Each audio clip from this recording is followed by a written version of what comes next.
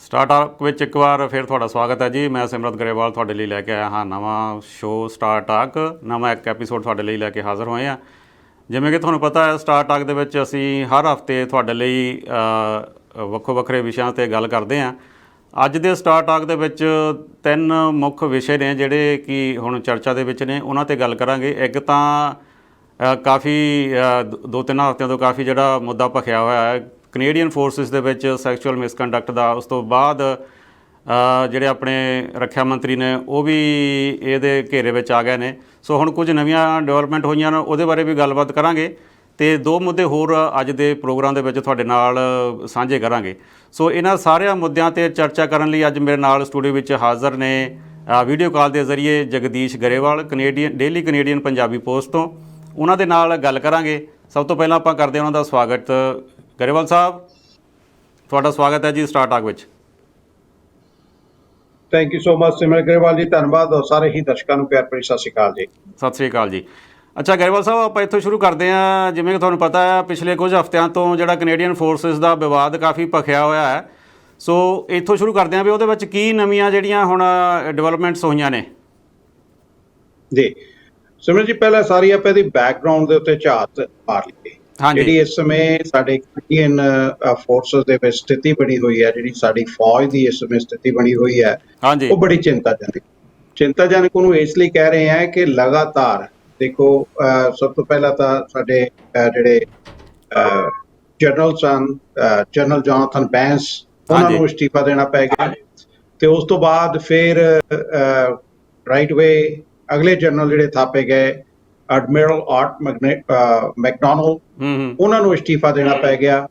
ਤੇ ਉਸ ਤੋਂ ਬਾਅਦ ਹੁਣ ਜਿਹੜਾ ਤੀਜਾ ਅਸਤੀਫਾ ਆਇਆ, ਜਿਹਨੇ ਇੱਕਦਮ ਜਿਹੜੀ ਇੱਥੋਂ ਦੀ ਫੌਜ ਆ ਉਸ ਦੇ ਸੀਨੀਅਰਸ ਦੇ ਵਿੱਚ, ਹਾਇਰ ਅਥਾਰਟੀ ਦੇ ਵਿੱਚ ਇੱਕ ਹੜਕੰਪ ਜਿਹੜਾ ਮਚਾ ਦਿੱਤਾ, ਉਹ ਹੈ ਲੈਫਟੀਨੈਂਟ ਐਲਨੋਰ ਟੇਲਰ ਦਾ, ਜਿਹੜੀ ਕਿ ਕਿਸੇ ਸਮੇਂ ਅਫਗਾਨਿਸਤਾਨ ਦੇ ਵਿੱਚ ਕਮਾਂਡੈਂਟ ਸੀਗੀ ਔਰ ਉੱਥੇ ਉਹਨੇ ਲੜਾਈ ਲੜੀ। ਔਰ ਲੜਾਈ ਦੇ ਵਿੱਚ ਉਸ ਦੀ ਸਪਿਰਿਟ, ਉਸ ਦੇ ਹੌਸਲੇ ਨੂੰ ਬਿਲਕੁਲ ਕੋਈ ਪਸਤ ਨਾ ਕਰ ਸਕਿਆ। ਉਹਨੇ ਆਪਣੇ ਹੌਸਲੇ ਦਾ, ਆਪਣੀ ਬਹਾਦਰੀ ਦਾ ਜਿਹੜਾ ਲੋਹਾ ਮਨਵਾਇਆ। ਪਰ ਹੁਣ ਇਸ ਲੈਫਟੀਨੈਂਟ ਕਰਨਲ ਨੇ ਜਦ ਸਾਰਾ ਕੁਝ ਦੇਖਿਆ ਤਾਂ ਆਪਣਾ ਉਹਨੇ ਅਸਤੀਫਾ ਸੌਂਪ ਦਿੱਤਾ। ਔਰ ਅਸਤੀਫੇ ਦੇ ਵਿੱਚ ਜੋ ਕੁਝ ਲਿਖਿਆ, ਉਸ ਨੇ ਇੱਕ ਸ਼ੌਕਿੰਗ ਵੇਵ ਸਾਡੀ ਜਿਹੜੀ ਇੱਥੋਂ ਦੀ ਫੌਜ ਆ ਉਹਦੇ 'ਚ ਲਿਆਂਦੀ ਹੈ। ਉਹਦੇ 'ਚ ਉਹਨੇ ਸਾਫ਼ ਲਿਖਿਆ ਕਿ ਮੈਂ ਕਿਸੇ ਸਮੇਂ ਕੈਨੇਡੀਅਨ ਆਰਮੀ ਦੇ ਵਿੱਚ, ਆਪਣੀ ਇੱਥੋਂ ਦੀ ਫੌਜ ਦੇ ਵਿੱਚ ਔਰਤਾਂ ਨੂੰ ਐਨਕਰੇਜ ਕਰਨ ਦੇ ਲਈ ਤੇ ਉਹਨਾਂ ਨੂੰ ਫੌਜ ਵਿੱਚ ਭਰਤੀ ਹੋਣ ਦੇ ਲਈ ਇੱਕ ਰੋਲ ਮਾਡਲ ਦੇ ਤੌਰ ਦੇ ਉੱਤੇ ਕੰਮ ਕਰਦੀ ਸੀਗੀ ਔਰ ਐਨਕਰੇਜ ਕਰਦੀ ਸੀਗੀ ਔਰਤਾਂ ਨੂੰ। ਤੇ ਉਹਨੇ ਹੁਣ ਜੋ ਦੇਖਿਆ ਕਿ ਜਿਹੜੀ ਸੈਕਸ਼ੂਅਲ ਮਿਸਕੰਡਕਟ ਤੇ ਜਿਸ ਤਰ੍ਹਾਂ ਸਾਰੇ ਫੈਸਲਿਆਂ ਨੂੰ ਲਿਆ ਜਾ ਰਿਹਾ, ਜਿਸ ਤਰ੍ਹਾਂ ਇਸ ਦੇ ਉੱਤੇ ਕੋਈ ਗੱਲ ਕੀਤੀ ਜਾ ਰਹੀ ਹੈ, ਗੱਲ ਇਹ ਨਹੀਂ ਉਹ ਕਹਿੰਦੀ ਕਿ ਇਸ ਦੇ ਉੱਤੇ ਇਨਵੈਸਟੀਗੇਸ਼ਨ ਹੋ ਰਹੀ ਹੈ। ਗੱਲ ਇਹ ਹੈ ਕਿ ਇਨਵੈਸਟੀਗੇਸ਼ਨ ਨੂੰ ਸਮਾਂ ਕਿੰਨਾ ਲੱਗ ਰਿਹਾ।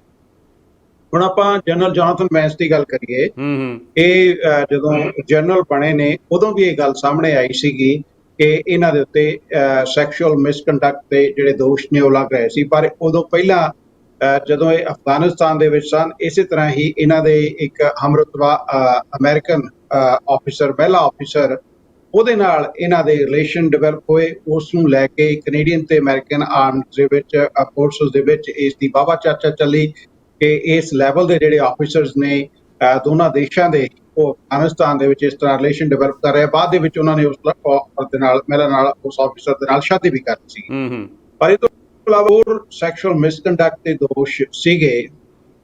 ਇਹ ਉਸ ਸਮੇਂ ਜ਼ਿਆਦਾ ਇਹਨਾਂ ਨੇ ਗੰਭੀਰਤਾ ਲੈ ਲਈ ਜਦੋਂ ਸਾਡੇ ਇੱਥੇ ਰਿਟਾਇਰਡ ਆਰਮੀ ਦੇ ਆਮਬਡਸਮੈਨ ਹੈ, ਜਿਨ੍ਹਾਂ ਦਾ ਨਾਮ ਗੈਰੀ ਹੈ, ਔਰ ਉਹਨਾਂ ਨੇ ਇਹ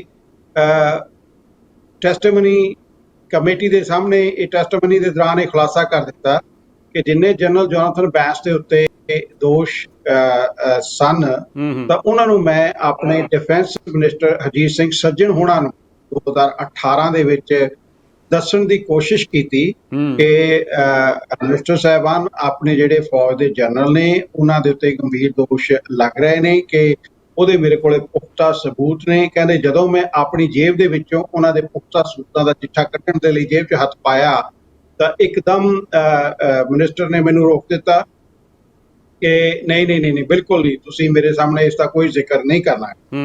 ਤੇ ਉਸ ਤੋਂ ਬਾਅਦ ਫਿਰ ਜਿਹੜੀ ਹਰਜੀਤ ਸਿੰਘ ਸੱਜਣ ਹੋਣਾ ਨੇ, ਸਾਡੇ ਡਿਫੈਂਸ ਮਿਨਿਸਟਰ ਨੇ, ਅੰਡਰ ਓਥ ਕਮੇਟੀ ਸਾਹਮਣੇ ਪੇਸ਼ ਹੋ ਕੇ ਆਪਣੀ ਟੈਸਟਮਨੀ ਦਿੱਤੀ ਸੀ। ਉਹਦੇ 'ਚ ਉਹਨਾਂ ਨੇ ਕਿਹਾ ਸੀ ਕਿ ਮੈਨੂੰ ਬਿਲਕੁਲ ਨਹੀਂ ਪਤਾ ਸੀਗਾ ਕਿ ਇਸ ਜਨਰਲ ਦੇ ਉੱਤੇ ਇਸ ਤਰ੍ਹਾਂ ਦੇ ਦੋਸ਼ ਲੱਗ ਰਹੇ ਨੇ। ਹੁਣ ਜਦੋਂ ਤੁਸੀਂ ਪਾਰਲੀਮੈਂਟ ਦੇ ਵਿੱਚ ਬੋਲਦੇ ਹੋ, ਪਾਰਲੀਮੈਂਟ ਜੋ ਕੁਝ ਤੁਸੀਂ ਮਰਜ਼ੀ ਬੋਲ, ਜਿੰਨਾ ਮਰਜ਼ੀ ਝੂਠ ਬੋਲ ਦਿਓ, ਤੁਹਾਨੂੰ ਕੋਈ ਚਾਰਜ ਨਹੀਂ ਕਰ ਸਕੇਗਾ।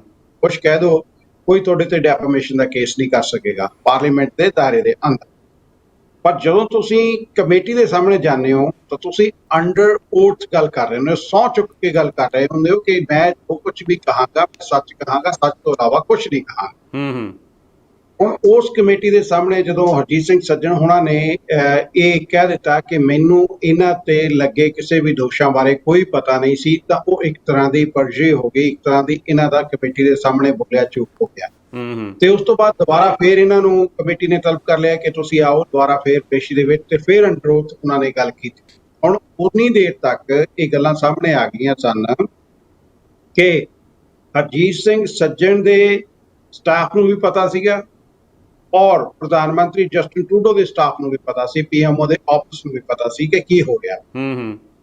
ਹੁਣ ਜਦੋਂ ਇਹ ਸਾਰਾ ਕੁਝ ਪਤਾ ਹੁੰਦਿਆਂ ਹੋਇਆਂ ਵੀ ਇਹ ਦੋਨੇ ਹਾਇਰ ਅਥਾਰਟੀਜ਼ ਨੇ ਕੋਈ ਐਕਸ਼ਨ ਨਹੀਂ ਲਿਆ, ਅੱਖਾਂ ਮੀਟੀਆਂ। ਹੁਣ ਆਪਾਂ ਪ੍ਰਧਾਨ ਮੰਤਰੀ ਜਸਟਿਨ ਟਰੂਡੋ ਹੋਣਾ ਦੀ ਫੈਮਿਨਿਸਟ ਹੋਣ ਦੀ ਗੱਲ ਕਰਦੇ ਹਾਂ, ਉਹ ਅਕਸਰ ਇਸ ਗੱਲ ਦਾ ਦਾਅਵਾ ਵੀ ਕਰਦੇ ਆ ਕਿ ਔਰਤਾਂ ਨੂੰ ਬਰਾਬਰੀ ਦੇ ਹੱਕ ਮਿਲਣੇ ਚਾਹੀਦੇ ਨੇ ਔਰ ਉਹਦੇ ਲਈ ਕੰਮ ਵੀ ਕਰਦੇ ਨੇ। ਕਿ ਬੀਤੇ ਸਮੇਂ ਤੁਸੀਂ ਦੇਖਿਆ ਹੋਣਾ ਕਿ ਦਰਸ਼ਨ ਸਿੰਘ ਕੰਗ ਉਹਨਾਂ ਦਾ ਇੱਕ ਛੋਟਾ ਜਿਹਾ ਕੇਸ ਸਾਹਮਣੇ ਆਇਆ, ਉਹਨਾਂ ਨੂੰ ਬਿਲਕੁਲ ਬਾਹਰ ਕਰ ਦਿੱਤਾ। ਇਸੇ ਤਰ੍ਹਾਂ ਹੀ 2-3 ਹੋਰ ਜਿਹੜੇ ਲਿਬਰਲ ਦੇ ਐਮਪੀ ਸਨ, ਉਹਨਾਂ ਨੂੰ ਕਾਕਸ ਤੋਂ ਬਾਹਰ ਕਰ ਦਿੱਤਾ ਕਿ ਉਹਨਾਂ ਤੇ ਮਾੜੇ ਮੋਟੇ ਦੋਸ਼ ਲੱਗੇ ਸਨ। ਪਰ ਜਦੋਂ ਇਹੋ ਜਿਹਾ ਗੰਭੀਰ ਦੋਸ਼ ਜਿਸ ਨੂੰ ਅੱਖੋਂ ਪਰੋਖੇ ਕਰ ਦਿੱਤਾ, ਉਹਦੇ ਤੇ ਕਈ ਸਵਾਲ ਜਿਹੜੇ ਉੱਠੇ ਕਿ ਸਭ ਕੁਝ ਤੁਹਾਨੂੰ ਪਤਾ ਹੁੰਦਿਆਂ ਹੋਇਆ ਵੀ, ਔਰ ਤੁਹਾਡੇ ਮਿਨਿਸਟਰ ਨੂੰ ਵੀ ਪਤਾ ਹੁੰਦਿਆਂ ਹੋਇਆ, ਇਸ ਸਟਾਫ ਨੂੰ ਵੀ ਪਤਾ ਹੁੰਦਿਆਂ ਹੋਇਆ, ਤੁਸੀਂ ਇਸ ਦੇ ਉੱਤੇ ਐਕਸ਼ਨ ਕਿਉਂ ਨਹੀਂ ਲਿਆ। ਔਰ ਇਹਦੇ 'ਚ ਪ੍ਰਧਾਨ ਮੰਤਰੀ ਜਸਟਿਨ ਟਰੂਡੋ ਹੋਣਾ ਨੇ ਸਟਿਲ ਹਰਜੀਤ ਸਿੰਘ ਸੱਜਣ ਹੋਣਾ ਦੀ ਪਿੱਠ ਉੱਤੇ ਆਪਣਾ ਹੱਥ ਰੱਖਿਆ ਹੋਇਆ ਔਰ ਕਿਹਾ ਕਿ ਜੋ ਕੁਝ ਇਹਨਾਂ ਨੇ ਉਸ ਸਮੇਂ ਇਹ ਜਾਣ ਕੇ ਫੈਸਲਾ ਕੀਤਾ, ਜੋ ਕੁਝ ਕਿਹਾ, ਔਰ ਮੈਂ ਉਹਦੇ ਨਾਲ ਸਹਿਮਤ ਹਾਂ। ਇਹਨਾਂ ਨੇ ਅੱਗੋਂ ਕੀ ਜਿਹੜਾ ਐਕਸਕਿਊਜ਼ ਬਣਾਇਆ ਕਿ ਅਸੀਂ ਐਕਸ਼ਨ ਕਿਉਂ ਨਹੀਂ ਲਿਆ, ਇਹਨਾਂ ਨੇ ਕਿਹਾ ਕਿ ਮੈਂ ਜਿਹੜੇ ਅੰਬਡਸਮੈਨ ਸਨ ਉਹਨਾਂ ਨੂੰ ਇਹ ਕਹਿ ਦਿੱਤਾ ਸੀ ਕਿ ਤੁਸੀਂ ਇੱਕ ਇੰਡੀਪੈਂਡੈਂਟ ਥਰਡ ਪਾਰਟੀ ਇਸ ਦੀ ਇਨਵੈਸਟੀਗੇਸ਼ਨ ਕਰਵਾਓ, ਔਰ ਉਹ ਕਿਸੇ ਨੇ ਕਰਵਾਈ ਨਹੀਂ ਗਈ ਤੇ ਇਹ ਕੇਸ ਆ ਜਿਹੜਾ ਅੱਗੇ ਨਹੀਂ ਚੱਲਿਆ। ਸੋ ਹੁਣ ਇੱਥੇ ਸਾਨੂੰ ਜਿਹੜੀ ਇਹਨਾਂ ਦੀ ਜਿਹੜੀ ਨੀਤੀ ਹੈ, ਨੀਤ ਰਣਨੀਤੀ ਨਹੀਂ, ਜਿਹੜੀ ਨੀਤ ਹੈ ਉਹ ਸਮਝ ਆਉਂਦੀ ਕਿ ਉੱਪਰੋਂ ਅਸੀਂ ਇਹ ਕਹਿੰਦੇ ਰਹਿਣਾ ਕਿ ਅਸੀਂ ਫੈਮਿਨਿਸਟ ਹੈ, ਅਸੀਂ ਔਰਤਾਂ ਦੇ ਹੱਕਾਂ ਦੀ ਗੱਲ ਕਰਦੇ ਹਾਂ ਔਰ ਸਾਡੇ ਕੋਲੇ ਸੈਕਸ਼ੂਅਲ ਮਿਸਕੰਡਕਟ ਤੇ ਹਰਾਸਮੈਂਟ ਤੇ ਵਰਕ ਪਲੇਸ ਦੇ ਉੱਤੇ ਜ਼ੀਰੋ ਟੋਲਰੈਂਸ ਹੈ, ਤੇ ਅਸੀਂ ਅਜਿਹਾ ਕੁਝ ਇਹਨਾਂ ਵਰਕ ਫੋਰਸਿਸ ਦੇ ਉੱਤੇ, ਇਹਨਾਂ ਸਪੈਸ਼ਲੀ ਜਿਹੜੇ ਸਾਡੇ ਫੋਰਸਿਸ ਨੇ, ਇਹਨਾਂ ਦੇ ਵਿੱਚ ਹੋਣ ਨਹੀਂ ਦੇਵਾਂਗੇ। ਪਰ ਜਦੋਂ ਜਨਰਲ ਜੋਨਾਥਨ ਬੈਂਸ ਦੀ ਇਹ ਸਾਰਾ ਕੁਝ ਪਤਾ ਹੁੰਦਿਆਂ ਵੀ ਉਹਨਾਂ ਨੂੰ ਪ੍ਰਮੋਟ ਕੀਤਾ ਗਿਆ, ਉਹਨਾਂ ਦੀ ਪ੍ਰੋਪਰ ਇਨਵੈਸਟੀਗੇਸ਼ਨ ਹੋਰ ਨਹੀਂ ਕੀਤੀ ਗਈ, ਤੇ ਉਸ ਤੋਂ ਬਾਅਦ ਸਾਡੇ ਜਿਹੜੇ ਐਡਮਿਰਲ ਨੇ ਆਰਟ ਮੈਕਡੋਨਲਡ, ਉਹਨਾਂ ਨੂੰ ਨਿਯੁਕਤ ਕੀਤਾ ਗਿਆ ਇੱਕ ਵੱਡੇ ਅਹੁਦੇ ਦੇ ਉੱਤੇ, ਸਾਡੀ army the chief of staff ਬਣਾ ਕੇ, ਔਰ ਜਿਹਦੇ ਹੱਥ ਪੂਰੀ ਆਰਮੀ ਦੀ ਸਾਡੀ ਫੌਜ ਦੀ ਕਮਾਂਡ ਹੈ, ਉਹਦੇ ਤੇ ਵੀ ਇਹ ਦੋਸ਼ ਲੱਗੇ ਨਿਕਲੇ ਆਏ। ਤੇ ਬੜੀ ਨਮੋਸ਼ੀ ਹੋਈ। ਨਮੋਸ਼ੀ ਇਸ ਤੋਂ ਪਹਿਲਾਂ ਵੀ ਜਦੋਂ ਸਾਡੇ ਗਵਰਨਰ ਜਨਰਲ ਉਹਨਾਂ ਦੇ ਉੱਤੇ ਵਰਕ ਪਲੇਸ ਦੇ ਉੱਤੇ ਹਰਾਸਮੈਂਟ ਦੇ ਦੋਸ਼ ਜਿਹੜੇ ਲੱਗੇ ਸੀ। ਸੋ ਤੁਸੀਂ ਇੱਕ ਇਮੈਜਿਨ ਕਰੋ, ਲੈਟਸ ਸੇ ਅਸੀਂ ਕੈਨੇਡੀਅਨ ਇਸ ਸਮੇਂ, ਹਜੇ ਆਪਾਂ ਇਸ ਸਿਸਟਮ ਦੇ ਵਿੱਚ ਉਹਨੇ ਇਨਵੋਲਵ ਨਹੀਂ ਹੈ। ਲੈਟਸ ਸੇ ਜੇ ਇੰਡੀਆ ਦਾ ਰਾਸ਼ਟਰਪਤੀ, ਉਹਨੂੰ ਵਰਕ ਪਲੇਸ ਹਰਾਸਮੈਂਟ ਕਰਕੇ ਅਸਤੀਫਾ ਦੇਣਾ ਪੈ ਜਾਂਦਾ, ਉਸ ਤੋਂ ਬਾਅਦ ਸਾਡੀ ਫੌਜ ਦੇ ਮੁਖੀ ਨੂੰ ਅਸਤੀਫਾ ਦੇਣਾ ਪੈ ਜਾਂਦਾ ਸੈਕਸ਼ੂਅਲ ਮਿਸਕੰਡਕਟ ਕਰਕੇ। ਹਾਂਜੀ। ਫਿਰ ਜਿਹੜਾ ਨਵਾਂ ਮੁਖੀ ਆਉਂਦਾ ਉਹਨੂੰ ਵੀ ਸੈਕਸ਼ੂਅਲ ਮਿਸਕੰਡਕਟ ਕਰਕੇ ਅਸਤੀਫਾ ਦੇਣਾ ਪੈ ਜਾਂਦਾ। ਫਿਰ ਉਸ ਤੋਂ ਬਾਅਦ ਜਿਹੜੇ ਸਾਡੇ ਵਾਰ ਹੀਰੋਜ਼ ਨੇ ਉਹ ਵੀ ਅਸਤੀਫਾ ਦੇ ਦੇਣ ਕਿ ਬਈ ਜੋ ਕੁਛ ਇੱਥੇ ਹੋ ਰਿਹਾ ਸਭ ਅੱਛਾ ਨਹੀਂ ਹੈ। ਇਸ ਦੇ ਨਾਲ ਸਾਡੀ ਫੌਜ ਦਾ ਰੈਪੂਟੇਸ਼ਨ ਕਾਫੀ ਹਰਟ ਹੋਇਆ ਔਰ ਕਾਫੀ ਅੰਦਰਲੀਆਂ ਗੱਲਾਂ ਵੀ ਬਾਹਰ ਆਈਆਂ। ਮੈਂ ਆਪਣੇ ਤੁਹਾਨੂੰ ਦੱਸਦਾ ਕਿ ਥੋੜਾ ਜਿਹਾ ਫੌਜ 'ਚ ਮੇਰਾ ਇੰਟਰਸਟ ਇਸ ਕਰਕੇ ਵੀ ਹੈ ਕਿ ਮੈਂ ਕੈਨੇਡਾ ਦੀ ਫੌਜ ਦੇ ਵਿੱਚ ਬਤੌਰ ਰਿਜ਼ਰਵਿਸਟ 3 ਸਾਲ ਲਾਏ ਨੇ, ਔਰ ਜਿਹੜੀ ਇਹ ਐਲਨੋਰ ਟੇਲਰ ਹੈ ਕਿਸੇ ਸਮੇਂ ਜਿਹੜੀ ਰੈਜੀਮੈਂਟ ਦੇ ਵਿੱਚ ਮੈਂ ਸੀ ਰੋਇਲ ਰੈਜੀਮੈਂਟ ਆਫ ਕੈਨੇਡਾ ਉਸ ਦੀ ਵੀ ਕਮਾਂਡੈਂਟ ਰਹੀ ਹੋਈ।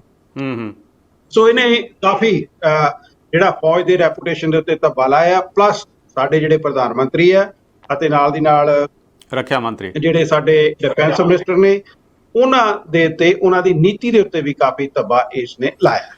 ਅੱਛਾ ਗਰੇਵਾਲ ਸਾਹਿਬ, ਈਵਨ ਜਿਹੜੇ ਮੁੱਖ ਧਾਰਾ ਦੀਆਂ ਕਈ ਅਖਬਾਰਾਂ ਨੇ ਵੀ ਇਹ ਗੱਲ ਕੀਤੀ ਹੈ ਵੀ ਹੁਣ ਸਾਨੂੰ ਆਪਣੇ ਓਪੀਨੀਅਨ ਦਿੱਤੇ ਨੇ ਵੀ ਸਾਨੂੰ ਨਵੇਂ ਡਿਫੈਂਸ ਮਿਨਿਸਟਰ ਦੀ ਲੋੜ ਹੈ। ਇਹਦੇ ਤੇ ਤੁਸੀਂ ਕੀ ਸਮਝਦੇ ਹੋ ਕਿ ਵਾਕਈ ਹਰਜੀਤ ਸੱਜਣ ਹੋਣਾ ਤੋਂ ਇੱਥੇ ਕੋਤਾਹੀ ਹੋਈ ਹੈ, ਕਿਸੇ ਨੂੰ ਬਚਾਉਣ ਦੀ ਕੋਸ਼ਿਸ਼ ਕੀਤੀ ਜਾ ਰਹੀ ਸੀ? ਸਿਮਰਨ ਜੀ ਦੀ ਬ੍ਰੇਕ ਲੈ ਲਈਏ, ਉਸ ਤੋਂ ਬਾਅਦ ਚਲੋ ਠੀਕ ਆ, ਆਪਾਂ ਇੱਕ ਛੋਟੀ ਜਿਹੀ ਬ੍ਰੇਕ ਲੈਂਦੇ, ਉਸ ਤੋਂ ਬਾਅਦ ਫਿਰ ਆਪਾਂ ਇਸੇ ਟੌਪਿਕ ਨੂੰ ਅੱਗੇ ਤੋਰਦੇ ਹਾਂ। ਇੱਕ ਛੋਟੀ ਜਿਹੀ ਬ੍ਰੇਕ, ਫਿਰ ਵਾਪਸ ਆਉਂਦੇ ਹਾਂ। ਬ੍ਰੇਕ ਤੋਂ ਬਾਅਦ ਇੱਕ ਵਾਰ ਫਿਰ ਤੁਹਾਡਾ ਸਵਾਗਤ ਹੈ ਜੀ। ਮੈਂ ਸਿਮਰਤ ਗਰੇਵਾਲ ਅਤੇ ਮੈਂ ਤੁਹਾਡੇ ਲਈ ਪੇਸ਼ ਕਰ ਰਿਹਾ ਸਟਾਰ ਟਾਕ। ਆਪਾਂ ਗੱਲ ਇੱਥੋਂ ਸ਼ੁਰੂ ਕਰਦੇ ਹਾਂ ਗਰੇਵਾਲ ਸਾਹਿਬ ਦੇ ਨਾਲ ਕਿ ਗਰੇਵਾਲ ਸਾਹਿਬ, ਜਿਹੜੀਆਂ ਮੁੱਖ ਧਾਰਾ ਦੀਆਂ ਕੁਝ ਅਖਬਾਰਾਂ ਨੇ ਵੀ ਆਪਣੇ ਓਪੀਨੀਅਨ ਦਿੱਤੇ ਨੇ ਵੀ ਹੁਣ ਸਾਨੂੰ ਨਵੇਂ ਡਿਫੈਂਸ ਮਿਨਿਸਟਰ ਦੀ ਲੋੜ ਹੈ। ਤੁਸੀਂ ਕੀ ਸਮਝਦੇ ਹੋ ਵੀ ਜਿਹੜੇ ਹਰਜੀਤ ਸੱਜਣ ਹੋਣੀ ਆ ਆਪਣੀ ਇਸ ਜਿਹੜੇ ਵਿਵਾਦ ਨੂੰ ਘੋਖਣ ਵਿੱਚ ਨਾਕਾਮ ਰਹੇ ਨੇ ਜਾਂ ਕਿਸੇ ਨੂੰ ਬਚਾਉਣ ਦੀ ਕੋਸ਼ਿਸ਼ ਕੀਤੀ ਜਾਂਦੀ ਰਹੀ ਹੈ? ਦੇਖੋ, ਜਿਹੜੀ ਦੂਸਰੀ ਉਹਨਾਂ ਦੀ ਟੈਸਟਮਨੀ ਹੋਈ ਹੈ ਕਮੇਟੀ ਦੇ ਸਾਹਮਣੇ 12 ਮਾਰਚ ਨੂੰ, ਹਾਂਜੀ, ਉਸ ਤੋਂ ਬਾਅਦ ਕਮੇਟੀ ਦਾ ਕੀ ਫੈਸਲਾ, ਉਸ ਤੋਂ ਬਾਅਦ ਅੱਗੇ ਕੀ ਐਕਸ਼ਨ ਲਿਆ ਜਾਣਾ, ਹਜੇ ਉਹ ਸਾਹਮਣੇ ਆਉਣਾ ਬਾਕੀ ਹੈ। ਹਰਜੀਤ ਸਿੰਘ ਸੱਜਣ ਨੇ ਇਹ ਸਾਰੇ ਕਾਸੇ ਦਾ ਜਵਾਬ ਇਹ ਦਿੱਤਾ ਹੈ ਕਿ ਦੇਖੋ, ਅਸੀਂ ਹੁਣ ਆਰਮੀ ਦੇ ਵਿੱਚ ਹੋਰ ਔਰਤਾਂ ਨੂੰ ਭਰਤੀ ਕਰਨਾ ਸ਼ੁਰੂ ਕਰ ਦਿੱਤਾ, ਅਸੀਂ ਜੈਂਡਰ ਇਕੁਐਲਿਟੀ ਕਰਨੀ ਸ਼ੁਰੂ ਕਰ ਦਿੱਤੀ। ਇਹ ਕੋਈ ਇਸ ਮਸਲੇ ਦਾ ਹੱਲ ਨਹੀਂ। ਜੇ ਹੁਣ ਤੁਸੀਂ ਇਹ ਦੇਖੋ, ਸਨ ਆਪਣੇ 11 ਸਾਲ ਦੇ ਵਿੱਚ, ਪਿਛਲੇ 11 ਸਾਲ ਦੇ ਵਿੱਚ 178 ਲਿਖਤੀ ਜਿਹੜੀਆਂ ਰਿਪੋਰਟਾਂ ਨੇ ਉਹ ਆਰਮੀ ਦੇ ਚੀਫ ਦੇ ਕੋਲੇ, ਇਹਨਾਂ ਦੇ ਕੋਲੇ ਪਹੁੰਚੀਆਂ ਨੇ ਕਿ ਸਾਡੇ ਨਾਲ ਸੈਕਸ਼ੂਅਲ ਮਿਸਕੰਡਕਟ ਹੁੰਦਾ ਰਿਹਾ ਵਾ। ਤੇ ਫਿਰ ਜਿਹੜੇ ਆਪਣੇ ਦੋ ਵੱਡੇ ਕਾਲਜ ਨੇ ਜਿਹੜੇ ਇੱਥੇ ਆਰਮੀ ਆਫੀਸਰਸ ਨੂੰ ਟ੍ਰੇਨ ਕਰਦੇ ਨੇ, ਚਾਹੇ ਉਹ ਆਪਣੇ ਸੇਂਟ ਕੈਥਰੀਨ ਆਪਣਾ ਕਿੰਗਸਟਨ ਦੇ ਵਿੱਚ ਹੈ ਜਾਂ ਸੇਂਟ ਜੋਨਸ ਦੇ ਵਿੱਚ ਹੈ, ਦੋ ਆਪਣੇ ਕਾਲਜਸ ਨੇ।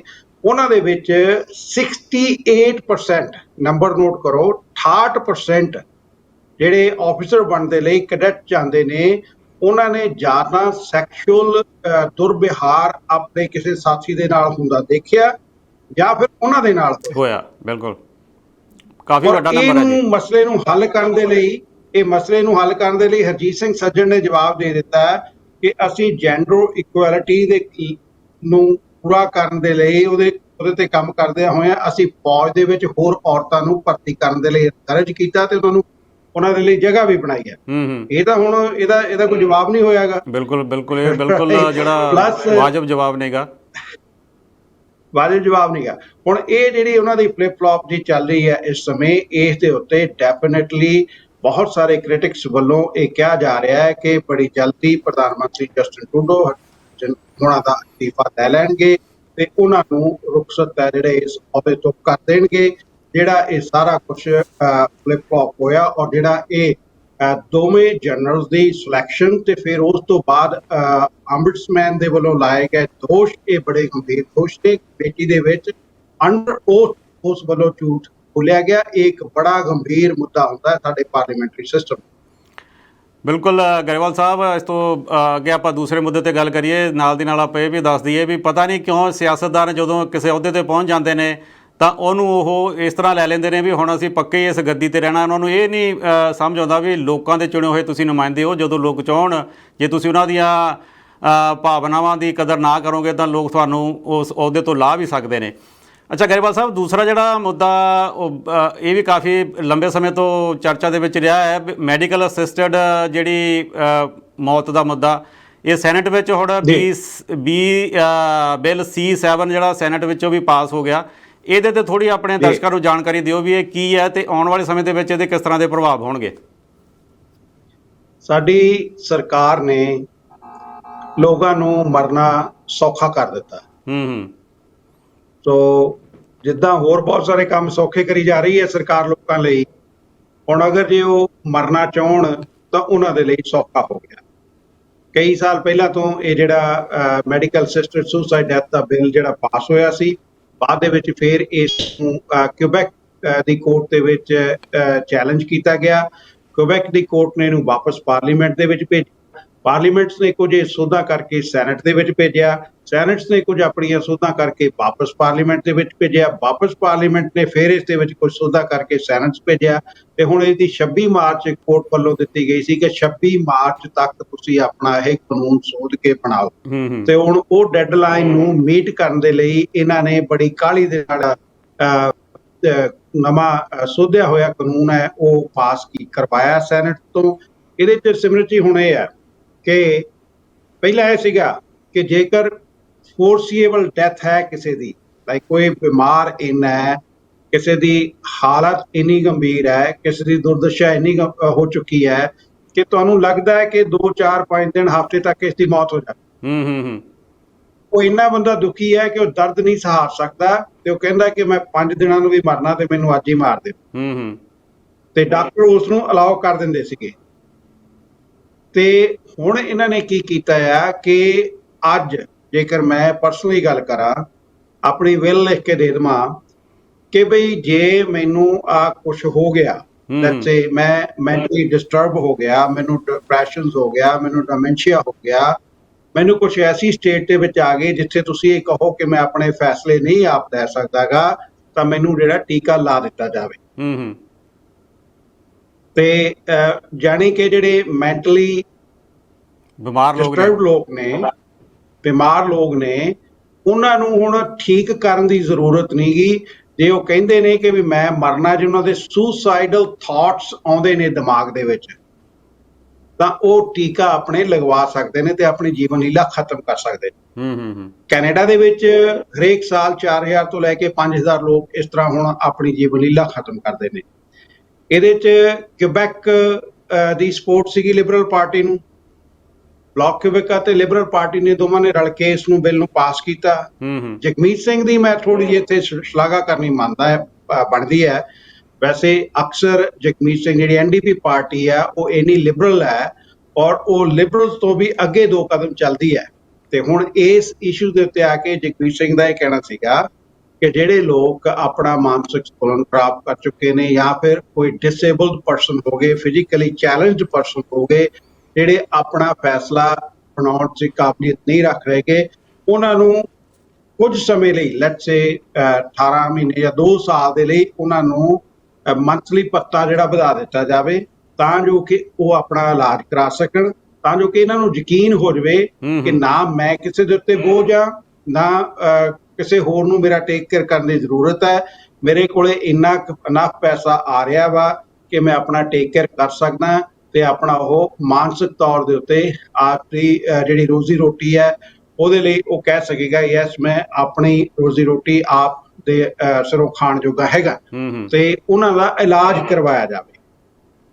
ਪਰ ਲਿਬਰਲ ਤੇ ਕਿਊਬੈਕ ਸਰਕਾਰ ਨੂੰ ਲਿਬਰਲ ਤੇ ਕਿਊਬੈਕ ਪਾਰਟੀ ਨੇ NDP ਦੀ ਇਸ ਮੰਗ ਨੂੰ ਅੱਖੋਂ ਪਰੋਖੇ ਕਰਦਿਆਂ ਹੋਇਆਂ ਇਹ ਜਿਹੜਾ ਬਿੱਲ ਹੈ ਅੱਗੇ ਪਾਸ ਕਰਕੇ ਭੇਜ ਦਿੱਤਾ। ਤੇ ਹੁਣ ਲੈਟਸ ਸੀ ਕਿ ਅਗਲੇ ਸਾਲਾਂ ਦੇ ਵਿੱਚ ਇਸ ਦਾ ਕੀ ਨਤੀਜਾ ਨਿਕਲਦਾ, ਕਿ ਜੇ ਹੁਣ 4-5 ਹਜ਼ਾਰ ਲੋਕ ਸਾਲ ਦੇ ਵਿੱਚ ਆਪਣੇ ਟੀਕਾ ਲਗਵਾਉਂਦੇ ਨੇ, ਅੱਗੇ ਚੱਲ ਕੇ ਕਿੰਨੇ ਕਿ ਇਹ ਆਪਣੇ ਟੀਕਾ ਲਗਵਾਉਣਗੇ। ਪਰ ਦੁੱਖ ਦੀ ਗੱਲ ਇਹ ਹੈ ਕਿ ਸਵਾਏ ਕ੍ਰਿਸਚੀਅਨ ਰਿਲੀਜੀਅਸ ਆਰਗੇਨਾਈਜੇਸ਼ਨਸ ਤੋਂ ਇਲਾਵਾ ਜਿਹੜੀਆਂ ਸਾਡੀਆਂ ਧਾਰਮਿਕ ਸੰਸਥਾਵਾਂ ਨੇ ਜਾਂ ਫਿਰ ਮੁਸਲਿਮ ਕਮਿਊਨਿਟੀ ਨੇ ਜਾਂ ਫਿਰ ਹਿੰਦੂ ਜਾਂ ਫਿਰ ਹੋਰ ਜਿਹੜੇ ਧਰਮਾਂ ਦੇ ਸੰਸਥਾਵਾਂ ਨੇ, ਉਹ ਇਸ ਮੁੱਦੇ ਦੇ ਉੱਤੇ ਨਹੀਂ ਬੋਲਦੀਆਂ ਹੈਗੀਆਂ। ਹਾਲਾਂਕਿ ਆਤਮ ਹੱਤਿਆ ਕਰਨੇ ਨੂੰ ਅਸੀਂ ਇੱਕ ਕਾਇਰਤਾ ਸਮਝਦੇ ਹਾਂ, ਬਿਲਕੁਲ ਆਪਣੇ ਧਰਮ ਦੇ ਖਿਲਾਫ ਸਮਝਦੇ ਹਾਂ, ਤੇ ਸਾਡੇ ਧਰਮ ਦੇ ਵਿੱਚ ਆਤਮ ਹੱਤਿਆਵਾਂ ਦੇ ਬਾਰੇ 'ਚ ਕਾਫੀ ਗੱਲ ਕੀਤੀ ਗਈ ਹੈ ਕਿ ਜੇ ਕਿਸੇ ਨੇ ਮਰਨਾ ਤਾਂ ਕਿਵੇਂ ਮਰੇ ਉਹ। ਪਰ ਇੱਥੇ ਜਿਹੜਾ ਆਪਣੀ ਇੱਕ ਜ਼ਿੰਦਗੀ ਤੋਂ ਨਿਰਾਸ਼ ਹੋ ਕੇ ਆਪਣੇ ਦੁੱਖਾਂ ਨੂੰ ਨਾ ਝੱਲਦਿਆਂ ਹੋਇਆਂ ਟੀਕਾ ਲਗਵਾ ਕੇ ਜਿਹੜਾ ਮਰਨ ਦਾ ਰੁਝਾਨ ਪੈਦਾ ਹੋ ਰਿਹਾ, ਇਹ ਵੀ ਇੱਕ ਚਿੰਤਾਜਨਕ ਹੈ। ਖੈਰ ਐਨੀ ਹੋ, ਸਾਡੀ ਸਰਕਾਰ ਨੇ ਇਸ ਨੂੰ ਪਾਸ ਕਰ ਦਿੱਤਾ, ਸੈਨੇਟ ਨੇ ਪਾਸ ਕਰ ਦਿੱਤਾ, ਸੋ ਮੁਬਾਰਕਾਂ। ਕੀ ਕਹਾਂਗਾ ਮੈਂ ਤਾਂ ਲੋਕਾਂ ਨੂੰ ਕਿ ਬਈ ਸਾਡੀ ਸਰਕਾਰ ਨੇ ਸਾਡਾ ਮਰਨਾ ਸੌਖਾ ਕਰ ਦਿੱਤਾ। ਹੋਰ ਨਾਲੇ ਇਹ ਗੱਲ ਹੈ ਜੀ, ਹਮੇਸ਼ਾ ਇਹ ਗੱਲ ਹੁੰਦੀ ਹੈ, ਜਿਹੜੇ ਪ੍ਰੋ ਲਾਈਫ ਲੋਕ ਨੇ ਉਹ ਇਹ ਕਹਿੰਦੇ ਵੀ ਜਿਹੜੀ ਪਰਮਾਤਮਾ ਨੇ ਜ਼ਿੰਦਗੀ ਦਿੱਤੀ ਹੈ ਉਹਨੂੰ ਲੈਣ ਦਾ ਹੱਕ ਉਹਨੂੰ ਹੈ, ਕਿਸੇ ਇਨਸਾਨ ਨੂੰ ਕਿਸੇ ਦੀ ਜਿਹੜੀ ਜ਼ਿੰਦਗੀ ਲੈਣ ਦਾ ਹੱਕ ਨਹੀਂ ਹੈ। ਖੈਰ ਸਰਕਾਰਾਂ ਆਪਣੇ ਹਿਸਾਬ ਦੇ ਨਾਲ ਬਹੁਤ ਸਾਰੇ ਜਿਹੜੇ ਇਸ ਤਰ੍ਹਾਂ ਦੇ ਮੁੱਦੇ ਨੇ ਜਿਨ੍ਹਾਂ ਨੂੰ ਆਪਣੇ ਹਿਸਾਬ ਦੇ ਨਾਲ ਉਹਨਾਂ ਨੂੰ ਪਾਸ ਕਰਕੇ ਬਿੱਲ ਬਣਾ ਦਿੰਦੀਆਂ ਜਾਂਦੀਆਂ ਨੇ। ਉਸੇ ਤਰ੍ਹਾਂ ਦਾ ਇੱਕ ਇਹ ਜਿਹੜਾ ਇਸ਼ੂ ਹੈ ਹੁਣ ਆਉਣ ਵਾਲੇ ਸਮੇਂ ਦੇ ਵਿੱਚ ਪਤਾ ਲੱਗੇਗਾ ਵੀ ਇਹਦੇ ਤੇ ਕਿਸ ਤਰ੍ਹਾਂ ਦੇ ਪ੍ਰਭਾਵ ਦੇਖਣ ਨੂੰ ਮਿਲਦੇ ਨੇ। ਅੱਛਾ ਗਰੇਵਾਲ ਸਾਹਿਬ, ਜਾਣ ਤੋਂ ਪਹਿਲਾਂ ਆਪਾਂ ਇੱਕ ਗੱਲ ਹੋਰ ਕਰ ਲਈਏ, ਕਿਉਂਕਿ ਕੰਜ਼ਰਵੇਟਿਵ ਪਾਰਟੀ ਦੀ ਜਿਹੜੀ ਕਨਵੈਨਸ਼ਨ ਹੋਈ ਹੈ ਉਹਦੇ ਵਿੱਚ ਜਿਹੜਾ ਉਹਨਾਂ ਨੇ ਆਪਣੀ ਪੋਲਿਸੀਜ਼ ਅਤੇ ਕੰਸਟੀਟਿਊਸ਼ਨ ਦੇ ਉੱਪਰ ਵੀ ਵੋਟ ਪਾਈ ਹੈ, ਅਤੇ ਕਾਫੀ ਜਿਹੜੇ ਮੁੱਦੇ ਨੇ ਉਹਨਾਂ ਨੇ ਵਿਚਾਰੇ ਨੇ। ਇੱਕ ਮੁੱਦਾ ਜਦੋਂ ਵੀ ਇਲੈਕਸ਼ਨ ਆਉਂਦੀ ਹੈ ਕਾਫੀ ਚਰਚਾ ਦੇ ਵਿੱਚ ਰਹਿੰਦਾ, ਉਹ ਹੈ ਜੀ ਅਬੋਰਸ਼ਨ ਦਾ, ਗਰਭਪਾਤ ਦਾ। ਸੋ ਪਤਾ ਲੱਗਾ ਜਿਹੜੀ ਕੰਜ਼ਰਵੇਟਿਵ ਪਾਰਟੀ ਹੈ ਹੁਣ ਇਸ ਮੁੱਦੇ ਤੋਂ ਕਿਨਾਰਾ ਕਰਦੀ ਜਾ ਰਹੀ ਹੈ, ਇਹਦੇ ਬਾਰੇ ਕੀ ਕਹਿਣਾ ਚਾਹੋਗੇ? ਦੇਖੋ, ਇਸ ਕਨਵੈਨਸ਼ਨ ਦੇ ਵਿੱਚ ਜਿਹੜੇ ਵੱਖ-ਵੱਖ ਕੈਨੇਡਾ ਤੋਂ ਕੰਜ਼ਰਵੇਟਿਵ ਪਾਰਟੀ ਦੇ ਡੈਲੀਗੇਟਸ ਨੇ, ਉਹਨਾਂ ਨੇ ਪਹਿਲਾਂ 200 ਤੋਂ ਉੱਤੇ ਇਸ਼ੂ ਰੱਖੇ ਸਨ, ਮੁੱਦੇ ਰੱਖੇ ਸਨ ਜਿਹੜੇ ਵਿਚਾਰੇ ਜਾਣੇ। ਪਰ ਇਸ ਪਾਲਿਸੀ ਦੇ ਕਨਵੈਨਸ਼ਨ ਪਾਲਿਸੀ ਦੇ ਦੌਰਾਨ ਸਿਰਫ ਉਹਨਾਂ ਨੂੰ ਸ਼ਾਰਟ ਲਿਸਟ ਕਰਕੇ 38 ਮੁੱਦੇ ਨੇ ਜਿਹੜੇ ਉਹ ਰਹਿ ਗਏ ਨੇ। 38 ਦੇ ਵਿੱਚੋਂ ਜਿਹੜਾ ਪ੍ਰੋ ਲਾਈਫ ਤੇ ਪ੍ਰੋ ਚੁਆਇਸ ਦਾ ਇਸ਼ੂ ਹੈ, ਇਸ ਦੇ ਉੱਤੇ ਵੀ ਉਹਨਾਂ ਨੇ ਜਿਹੜਾ ਪ੍ਰੋ ਲਾਈਫ ਦੀ ਮੰਗ ਹਮੇਸ਼ਾ ਹੀ ਰਹੀ ਹੈ, ਅਬੋਰਸ਼ਨ ਦਾ ਇਸ਼ੂ, ਉਸ ਨੂੰ ਆਊਟ ਕਰ ਦਿੱਤਾ। ਔਰ ਉਹਨਾਂ ਨੇ ਵੀ, ਕੰਜ਼ਰਵੇਟਿਵ ਨੇ ਵੀ ਹੁਣ ਇਹ ਜਿਹੜੇ ਸੋਸ਼ਲ ਕੰਜ਼ਰਵੇਟਿਵਸ ਲੋਕ ਨੇ ਜਿਹੜੇ ਕਿ ਹਮੇਸ਼ਾ ਪ੍ਰੋ ਲਾਈਫ ਦੀ ਗੱਲ ਕਰਦੇ ਰਹੇ ਨੇ, ਔਰ ਇੱਕ ਵੱਡੀ ਪੱਧਰ ਦੇ ਉੱਤੇ ਉਹ ਕੰਜ਼ਰਵੇਟਿਵ ਪਾਰਟੀ ਨੂੰ ਸਪੋਰਟ ਵੀ ਕਰਦੇ ਨੇ, ਔਰ ਕੰਜ਼ਰਵੇਟਿਵ ਪਾਰਟੀ ਦੇ ਹਾਰਡਕੋਰ ਸਪੋਰਟਰ ਵੀ ਨੇ। ਔਰ ਉਹਨਾਂ ਦੀ ਇਹ ਮੰਗ ਕਿ ਜਿਹੜੀ ਹੈ ਪ੍ਰੋ ਲਾਈਫ ਤੋਂ ਭਾਵ ਹੈ ਕਿ ਅਬੋਰਸ਼ਨ ਨਹੀਂ ਹੋਣ ਦੇਣਾ ਚਾਹੀਦਾ, ਤੇ ਪ੍ਰੋ ਚੁਆਇਸ ਵਾਲਿਆਂ ਦਾ ਮਤਲਬ ਇਹ ਹੈ ਕਿ ਸਾਡੀ ਇਹ ਸਰੀਰ ਆ ਸਾਡਾ, ਅਸੀਂ ਇਸ ਦੇ ਨਾਲ ਕੀ ਕਰਨਾ, ਸਾਨੂੰ ਇਸ ਦੀ ਇਜਾਜ਼ਤ ਹੋਵੇ, ਅਸੀਂ ਬੱਚਾ ਰੱਖਣਾ ਨਹੀਂ ਰੱਖਣਾ ਇਸ ਦੀ ਸਾਨੂੰ ਇਜਾਜ਼ਤ ਹੋਵੇ, ਤੇ ਅਸੀਂ ਉਸ ਦਾ ਅਬੋਰਸ਼ਨ ਕਰਵਾ ਸਕਦੇ ਹਾਂ। ਸੋ ਜਿਹੜਾ ਲਿਬਰਲ ਪਾਰਟੀ ਵੱਲੋਂ ਅਬੋਰਸ਼ਨ ਦੇ ਉੱਤੇ ਬਹੁਤ ਲਿਬਰਲਾਈਜੇਸ਼ਨ ਹੈ ਜਿਹੜੀ ਉਹ ਦਿਖਾਈ ਗਈ ਹੈ, ਇਹ ਵੀ ਇੱਕ ਗੰਭੀਰ ਮੁੱਦਾ ਹੈ ਸਿਮਰਤ ਜੀ, ਜਿਹਨੂੰ ਮੈਂ ਚਾਹੁੰਦਾ ਕਮਿਊਨਿਟੀ ਦੇ ਪੱਧਰ ਦੇ ਉੱਤੇ ਵਿਚਾਰਿਆ ਜਾਣਾ ਚਾਹੀਦਾ। ਆਪਾਂ ਪੰਜਾਬ ਦੇ ਵਿੱਚ ਲੜਕੀਆਂ ਦੇ ਗਰਭਪਾਤ ਦੀਆਂ ਕਿੰਨੀਆਂ ਗੱਲਾਂ ਕੀਤੀਆਂ ਨੇ ਕਿ ਫਿਰ ਜੈਂਡਰ ਜਿਹੜੀ ਇਨਇਕੁਐਲਿਟੀ ਹੋਈ ਆ ਉਹਦੇ 'ਚ ਕਿੰਨਾ ਕੁਛ ਆਪਣੇ ਸਾਹਮਣੇ ਆਇਆ। ਕੈਨੇਡਾ ਦੇ ਵਿੱਚ, ਕੈਨੇਡਾ ਨੇ ਜਦੋਂ ਇਹ ਅਬੋਰਸ਼ਨ ਕਰਨਾ, ਉੱਥੇ ਅਸੀਂ ਅਬੋਰਸ਼ਨ ਕਲੀਨਿਕਸ ਦੇ ਉੱਤੇ ਕਿੰਨਾ ਵਿਰੋਧ ਕੀਤਾ। ਹਾਂਜੀ, ਅਸੀਂ ਇੱਥੇ ਬੈਠ ਕੇ ਕਿੰਨੀਆਂ ਗੱਲਾਂ ਕੀਤੀਆਂ ਕਿ ਪੰਜਾਬ ਦੇ ਵਿੱਚ ਗਰਭਪਾਤ ਵਾਲੇ ਜਿਹੜੇ ਕਲੀਨਿਕਸ ਦੇ ਬੰਦ ਹੋਣੇ ਚਾਹੀਦੇ।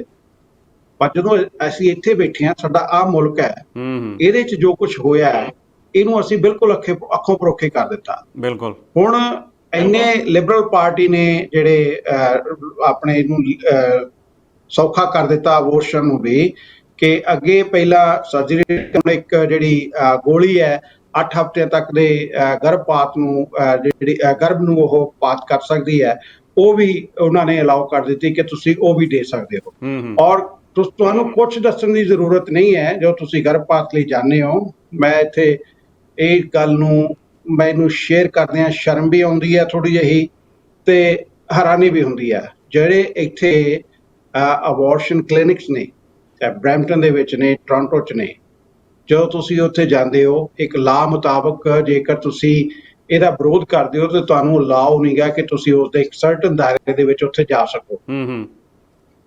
ਕੇ ਦੇਖਦੇ ਹੋ ਤਾਂ ਬਹੁਤੀਆਂ ਤੁਹਾਨੂੰ ਜਿਹੜੀਆਂ ਲੜਕੀਆਂ ਨੇ ਉੱਥੇ ਜਾਂਦੀਆਂ ਨੇ ਨਾ, ਉਹ ਆਪਣੇ ਰੰਗ ਰੂਪ ਵਾਲੀਆਂ ਨਜ਼ਰ ਆਉਣਗੀਆਂ। ਸੋ ਇੱਕ ਵੱਡੀ ਪੱਧਰ ਦੇ ਉੱਤੇ ਜਿਹੜੀ ਅਬੋਰਸ਼ਨ ਹੈ ਉਹ ਚੱਲ ਰਿਹਾ ਵਾ, ਤੇ ਕੰਜ਼ਰਵੇਟਿਵ ਵੱਲੋਂ ਵੀ ਹੁਣ ਇਸ ਅਬੋਰਸ਼ਨ ਦੇ ਮੁੱਦੇ ਨੂੰ ਆਪਣੀ ਪਾਲਿਸੀ ਦੇ ਵਿੱਚੋਂ ਬਾਹਰ ਕੱਢ ਦਿੱਤਾ ਗਿਆ। ਸੋ ਜਿਹੜੀ ਪ੍ਰੋ ਲਾਈਫ ਵਾਲਿਆਂ ਦੀ ਇੱਕ ਆਖਰੀ ਜਿਹੜੀ ਉਮੀਦ ਸੀਗੀ ਕਿ ਕੰਜ਼ਰਵੇਟਿਵ ਪਾਰਟੀ ਇਸ ਦੇ ਉੱਤੇ ਜ਼ਰੂਰ ਕੁਝ ਗੌਰ ਕਰੇਗੀ, ਉਹਦੇ ਤੋਂ ਐਰਨ ਓਟੂਲ ਨੇ ਹੁਣ ਪਾਸਾ ਕਰ ਲਿਆ। ਆਈ ਡੋਨਟ ਨੋ ਕਿ ਹੁਣ ਜਿਹੜੇ ਪ੍ਰੋ ਲਾਈਫ ਕੈਂਪੇਨ ਵਾਲੇ ਨੇ they will still support Conservatives ਔਰ ਨਾਟ, ਪਰ ਇਹ ਇੱਕ ਵੱਡੀ ਚੇਂਜ ਪਾਲਿਸੀ ਦੇ ਵਿੱਚ ਆਈ ਹੈ। ਹਾਰਪਰ ਵੇਲੇ ਹਾਰਪਰ ਸਾਹਿਬ ਕਹਿ ਕੇ ਛੱਡ ਦਿੰਦੇ ਸੀਗੇ ਕਿ ਅਬੋਰਸ਼ਨ ਦਾ ਮੁੱਦਾ ਬੜਾ ਗੰਭੀਰ ਮੁੱਦਾ ਹੈ, ਇਹਦੇ ਤੇ ਮੈਂ ਜਿਹੜੇ ਮੈਂਬਰ ਪਾਰਲੀਮੈਂਟਸ ਨੇ ਉਹਨਾਂ ਨੂੰ ਆਪਣਾ ਜਿਹੜੀ ਰਾਏ ਰੱਖਣ ਦਾ ਅਧਿਕਾਰ ਦੇਣਾ ਹੈ। ਤੇ ਉਸ ਤੋਂ ਬਾਅਦ ਉਹਨਾਂ ਨੇ VOTING ਵੀ ਕਰਾਈ ਸੀ। ਪ੍ਰਧਾਨ ਮੰਤਰੀ ਸਟੀਫਨ ਹਾਰਪਰ ਆਏ ਸੀਗੇ, ਉਹ ਪ੍ਰੋ ਲਾਈਫ ਦੀਆਂ ਗੱਲਾਂ ਕਰਦੇ ਅੱਗੇ ਆਏ ਸੀ। ਬਾਅਦ 'ਚ ਉਹਨਾਂ ਨੇ VOTING ਵੀ ਕਰਵਾਈ ਸੀਗੀ, ਔਰ VOTING ਦੇ ਵਿੱਚ ਇਹ ਮੁੱਦਾ ਫਿਰ ਬਹੁਤ ਸਾਰੇ ਜਿਹੜੇ ਕੰਜ਼ਰਵੇਟਿਵ ਦੇ MP ਉਹਨਾਂ ਨੇ ਪ੍ਰੋ ਚੁਆਇਸ ਵੱਲ ਵੀ ਵੋਟ ਪਾ ਦਿੱਤੀ ਸੀਗੀ। ਸੋ ਇਹ ਮੁੱਦਾ ਜਿਹੜਾ ਲੰਬੇ ਸਮੇਂ ਤੋਂ ਚੱਲਦਾ ਆ ਰਿਹਾ ਤੇ ਕੰਜ਼ਰਵੇਟਿਵ ਨੇ ਇਸ ਨੂੰ ਆਪਣੇ ਏਜੰਡੇ ਤੋਂ ਲਾਂਭੇ ਕਰਕੇ ਦਰਸਾ ਦਿੱਤਾ ਕਿ ਹੁਣ ਅਸੀਂ ਵੀ ਜਿਹੜੀਆਂ ਸੋਸ਼ਲ ਕੰਜ਼ਰਵੇਟਿਵ ਦੀਆਂ ਪਾਲਿਸੀਜ਼ ਨੇ ਉਹਨਾਂ ਨੂੰ ਛੱਡ ਰਹੇ ਹਾਂ। ਗਰੇਵਾਲ ਸਾਹਿਬ, ਅੱਜ ਦੇ ਪ੍ਰੋਗਰਾਮ ਦੇ ਵਿੱਚ ਤੁਸੀਂ ਆਪਣੇ ਵੱਡੇ ਵਿਚਾਰ ਦਰਸ਼ਕਾਂ ਦੇ ਨਾਲ ਸਾਂਝੇ ਕੀਤੇ, ਤੁਹਾਡਾ ਬਹੁਤ ਬਹੁਤ ਧੰਨਵਾਦ। ਆਉਣ ਵਾਲੇ ਸਮੇਂ ਦੇ ਵਿੱਚ ਵੀ ਤੁਹਾਨੂੰ ਇਸੇ ਤਰ੍ਹਾਂ ਹੀ ਅਲੱਗ-ਅਲੱਗ ਵਿਸ਼ਿਆਂ 'ਤੇ ਤੁਹਾਡੇ ਨਾਲ ਗੱਲਬਾਤ ਕਰਦੇ ਰਹਾਂਗੇ। ਅੱਜ ਲਈ ਤੁਹਾਡਾ ਬਹੁਤ ਬਹੁਤ ਧੰਨਵਾਦ ਜੀ। ਥੈਂਕ ਯੂ ਸੋ ਮਚ, ਧੰਨਵਾਦ। ਔਰ ਥੋੜੀ ਜਿਹੀ ਆਵਾਜ਼ ਮੇਰੀ ਖਰਾਬ ਰਹੀ ਹੈ, ਸੋ ਇਹਦੇ ਲਈ ਮਾਫੀ ਚਾਹੁੰਦਾ। ਸਾਰੇ ਦਰਸ਼ਕਾਂ ਨੂੰ ਪਿਆਰ ਭਰੀ ਸਤਿ ਸ਼੍ਰੀ ਅਕਾਲ। ਸਤਿ ਸ਼੍ਰੀ ਅਕਾਲ ਜੀ। ਅਗਲੇ ਹਫਤੇ ਫਿਰ ਤੁਹਾਡੇ ਲਈ ਸਟਾਰ ਟਾਕ ਦੇ ਵਿੱਚ ਨਵੇਂ ਇਸ਼ੂ 'ਤੇ ਗੱਲਬਾਤ ਕਰਾਂਗੇ। ਉਦੋਂ ਤੱਕ ਮੈਨੂੰ ਦਿਓ ਇਜਾਜ਼ਤ। ਧੰਨਵਾਦ।